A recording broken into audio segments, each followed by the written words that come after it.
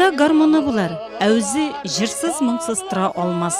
Кайда сәхнә, аның түрендә Радик үзенең җырларын тамашачысына бүләк итәр иде. Гади, аралашырга яратучан, ихлас күңелдән елмаю белән әңгәмәдәшенең күңелен яулар. Нурлат телевидениесенең Таныш булыгыз проектының иң беренче кунагы да булды ул. Тапшыруга чакыргач та каршы килмичә тиз арада ризалашты Радик. Яраткан җырын башкарды.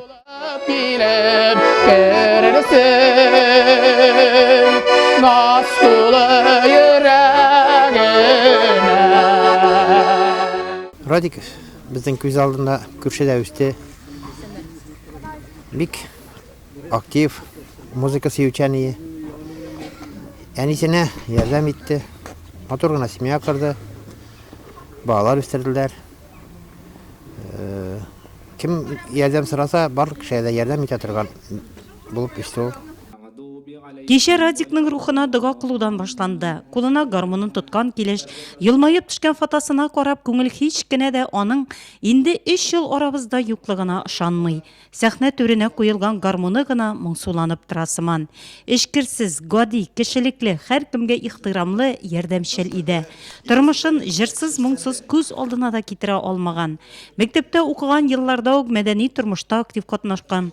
Кечкенәдән гармонда уйнарга өйрәнү теләге зур булган. Әлеге хатирәләрне кичәдә авылдашлары, мәктәп җитәкчелеге, хезмәттәшләре күңелләрендә кабат яңартты. Радикны белгән һәр кем җылы сүзләр белән искә алды. Радик укучы буларак бик мөләем, бик дөрес, шул вакытта үпкәли белми торган шундый бала иде. Кичкенәдән җырга монга гашыйгы, әлбәттә, ул бу турыда хыялланды. Һәм ничек кенә булмасын, иптәшләре белән аралашамы, укытучылар беләме, бер кайчанда аның белән зур теге ачуланышу конфликты була алмый. Ул булмады инде апа, ярар инде апа, диеде, елмайып кына, мөләем генә шулай башын иеп куяр иде. Шуның белән ризалашыр иде. Үзенең гаебен дә шунда таный ул. И бер кайчанда теге айрым тәртип бозулар абсолютлар гаиләсендә бөтенләй булмады, хотя шундый авыр тормышта үссәләр дә. Үзенең җыр-моңнары белән хыялланып яшәде. Һәм үзен ки алда ук инде мәктәптә укыганда апам идем, менә музыкант буласым килә, җыр гармонда, баянда уйнасым килә диде. Ул үзенең максатына иреште. Радик белән мин 10 еллар артык булыр бергә эшләдем. Радик бик кешегә итәгатьле, әйбәт, чын артист кеше иде. Ул аның әтисе дә инде артистка шабрак тора иде яшәрә вакытта. Радиктан, наверное, әтисенә ашап, может быть, әнисендә дә булгандыр. Артист булу сыйфатлары анарда бик көчле иде. Клубның җаны дисәк тә була иде. Ул менә шушы үзенең җырлары белән, моңнары белән безнең мәдәният йортын җанландырып тора иде. 6 балалы гаиләдә туып үсә ул. Радик төпчек бала, бик иртә әтисез кала. Әнисе Рабига апага ялгызына балаларны аякка бастырга туры килә. Туып үскән авылын бик ярата Радик. Алабуга мәдәни агарту училищесын тәмамлагач та тормыш иптәше Ютазы районы кызы Айгөл белән Зирекле авылына кайтып төпләнәләр. Бергәләп төрле мәдәни кичәләр үткәрәләр, концертлар оештыралар.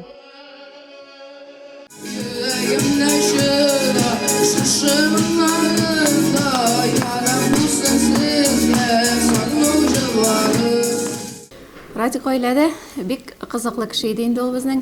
Әти буларак та, тормыш иптәшем буларак та, кияү буларак та, кайда да югала торган түгел, һәр кем белән уртак тел таба торган, балаларны тыңлата белә торган яхшы әти дә, шулай ук үрнәк ир кеше дә иде инде. Мин әтим белән бик гылванам. Ул бик яхшы җырчы иде, гармонда да уйный иде. Мин әтим кебек җырларга бирергә тырышам һәм үскәч тә әтим кебек җырчы буласым килә. Исемен дә үзем кушкан идем, Радик исемле шушы инде кыз көтеп тә малай булгаштын.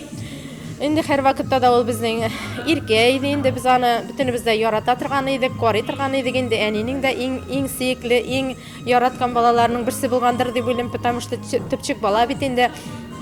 Без инде әнигә һәр вакытта да булыша торган идек. Әнем дә шулай сөекле, якын, иң яраткан хөрмәтле әнебез булып үсте инде.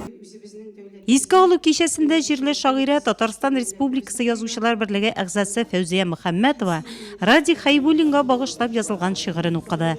Шагыйрәнең Рами Мифтахов киенә иҗат ителгән Нурлатым җырын бик яратып башкарган Радик иске алу кичәсенең хәтер көненә туры килүендә ассызыклап үтте шагыйрә.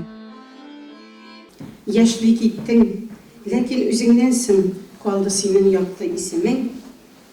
Бу кичә без бүген чагылышы сиңа булган хөрмәт хисенең. Гармунчы, үзешчән җырчы Радик Хәйбуллинның якты истәлегенә багышланган кичәне район мәдәният бүлеге оештырды. Аның турында хезмәттәшләре бергә эшләгән вакытларга бәйле хатирәләрне яңартты. Иҗатташ дуслары башкаруында җырлар яңгырады.